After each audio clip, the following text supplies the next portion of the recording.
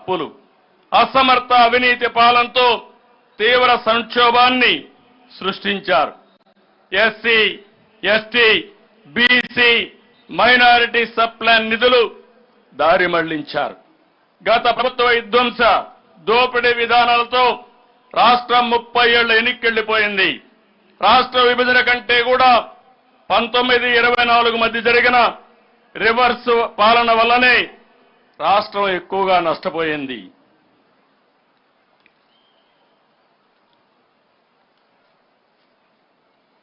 గత ప్రభుత్వ అసమర్థ విధానాలతో రాష్ట్రం అప్పులు 9,74,000 కోట్లకు చేరుకున్నాయి.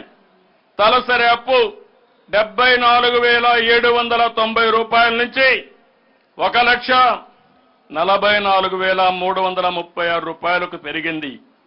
తలసరి ఆదాయం 13.2% నుండి 9.5% తగ్గింది.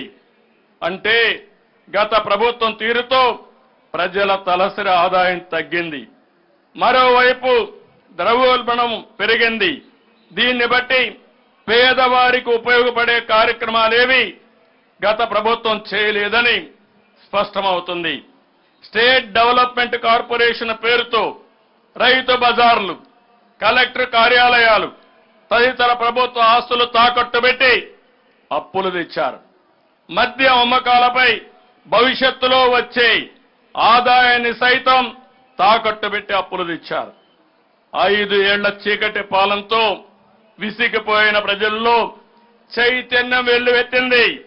2024 సాధారణ ఎన్నికల్లో నిశ్శబ్ద విప్లవంతో అసాధారణ విజయంతో కూటమికి పట్టం కట్టారు.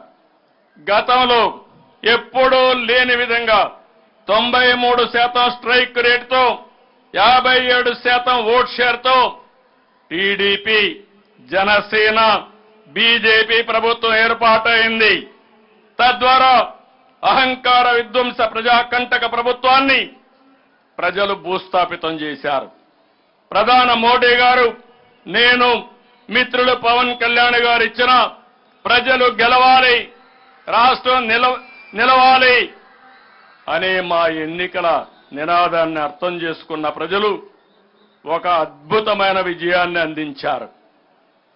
ప్రజలు ఎంతో నమ్మకంతో కూటమి ప్రభుత్వానికి ఏకపక్షంగా పట్టం కట్టారు. కొత్త ప్రభుత్వంపై ఎన్నో ఆశలు పెట్టుకున్నారు.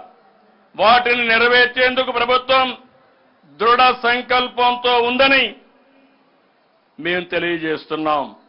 గత 5 ఏళ్లు ప్రజలు ఏ స్వేచ్ఛా స్వాతంత్రాలు కోల్పోయి క్షోభను అనుభవించారో ప్రజలకు ఆ స్వేచ్ఛను తిరిగి అందించేందుకు కట్టుబడి ఉంటామని ఈ స్వాతంత్ర దినోత్సవ వేడుకల సాక్షిగా ప్రకటిస్తున్నాను. ఒక రకంగా చెప్పాలంటే ఆంధ్రప్రదేశ్ రాష్ట్ర ప్రజలకు మళ్లీ 5 ఏళ్ల తర్వాత స్వాతంత్రం లభించింది. అందుకే ఎన్నికల తర్వాత ప్రజల్లో అశాంతి పోయి ప్రశాంతంగా ఉన్నారు. ప్రజలకు ఉపయోగపడే విధానాలు రూపొందించి సంస్కరణలు మానవీయ కోణంతో జోడించి పాలన అందించడమే సుపరిపాలన. అలాంటి సుపరిపాలనకు తొలి రోజు నుంచే నాంది పలికింది మన కూటమి ప్రభుత్వం. సంక్షేమం, అభివృద్ధి 2 కళ్లుగా పాలనకు శ్రీకారం చుట్టాం. 100 రోజుల ప్రణాళిక టార్గెట్ గా అన్ని శాఖల్లో సమీక్షలు చేస్తున్నాం. గత ప్రభుత్వం నిర్వీర్యం చేసిన వ్యవస్థల్ని యాక్టివేట్ చేస్తున్నాం.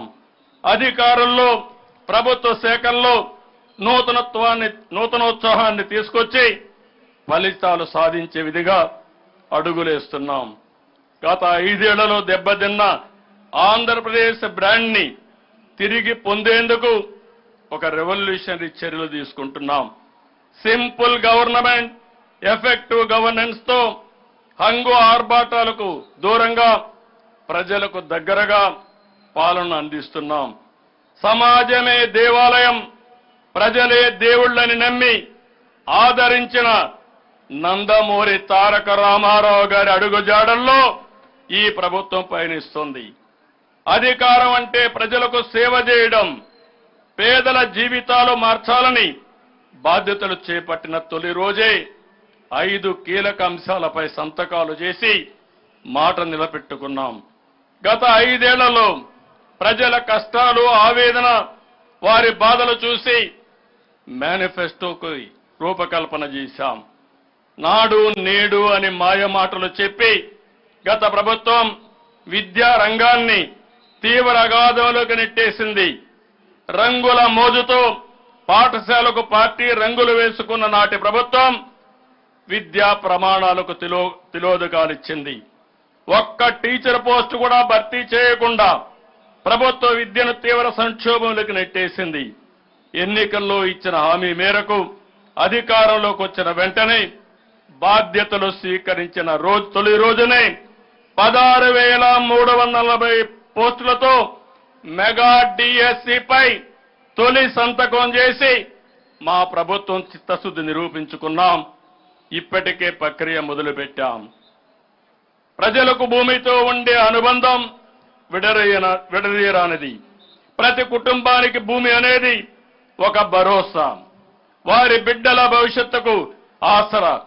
అందుకే ప్రతి ఒక్కరూ భూమిని ప్రాణంగా చూసుకుంటారు. ఒక్క గజం అన్యాక్రాంతమైన తట్టుకోలేదు. అయితే గత 5 ఏళ్ల కాలంలో మన రాష్ట్రంలో ఎప్పుడూ లేని విధంగా జరిగిన భూ కబ్జాలు,